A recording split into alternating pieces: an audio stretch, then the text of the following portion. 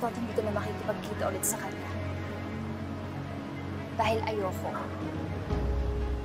Dahil hindi pa ako handa. What? Let's go. Trixie.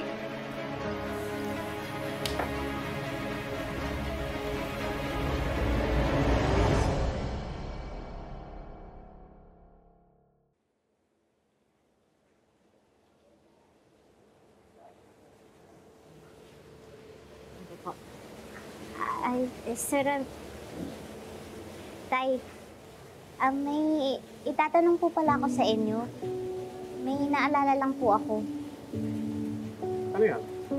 Naalala niyo po nung pinuntahan niyo ako sa bahay namin?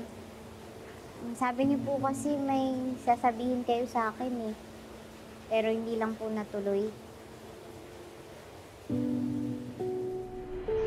Naiintindihan ko malalim pa rin ang sugat. At hindi ka pa handa para patawarin ako. Pero Lilet, meron kang importanteng dapat malaman. Mukhang importante po kasi yung sasabihin niyo eh.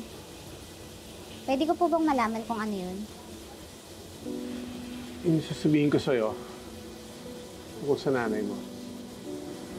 Ano po tungkol sa nanay ko? Mas mabuti siguro kung mag-gather muna tayo ng information para may basehan ka kapag kinausap mo na si Atty. Meredith. Remember, she was the one who gave away the baby before. It means she didn't want to keep it. Kapag tinanong mo siya kung siya ang ina ni Lilet, baka i-deny lang niya. Pero, kapag meron ka ng impormasyon at ebidensya na bago at naniniwala kang tama ka, hindi na siya basta-bastang makakatanggi. She has no choice but to admit the truth. Yung gusto ko sabihin sa'yo, tungkol sa nanay mo, kung nasan man siya ngayon, sigurado akong proud na proud siya sa'yo. Nakamit mo ang pangarap mong maging abogado. And you're making a name for yourself. Maging honest po ko sa inyo. Noon po, hindi na ako interesado na makilala kung sino yung totoong nanay ko.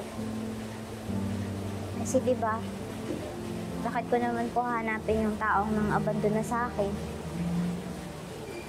Pero nung i-handle ko na po yung kaso ni Nanay Chato, bago na po yung pananaw ko. Nakita ko po kung gaano hindi sumuko si Nanay Chato para lang mahanap niya yung anak niya. Kahit na matagal na panahon silang nagkawalay, bigla ko po naisip, paano kung ganun din po yung nanay ko?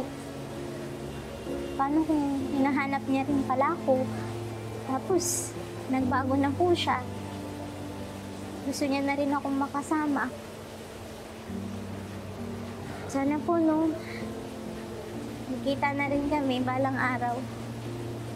Parang si Nanay Chato tsaka si Langgay. Kasi po, sabik na rin akong mayakap siya.